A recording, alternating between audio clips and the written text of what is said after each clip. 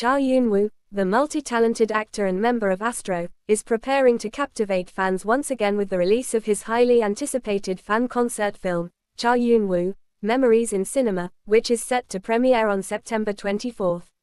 Known for his striking visuals, charismatic presence, and versatile artistry, Eun-woo has steadily built a career that bridges both music and acting, and this new project offers audiences a unique opportunity to relive his journey from a deeply personal perspective. The film will be screened in select theaters worldwide, allowing fans to witness unforgettable moments from his recent fan concerts while also offering behind-the-scenes glimpses of his preparation, emotions, and interactions with supporters who have stood by him over the years. Unlike a traditional concert, Memories in Cinema is designed to weave together Eun-woo's performances with intimate storytelling, creating a cinematic experience that highlights his growth as an artist and the strong bond he shares with his fandom, Aroha.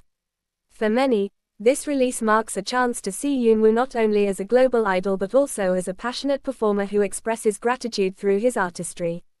As anticipation builds, fans are already expressing excitement on social media, with hashtags dedicated to the premiere trending worldwide.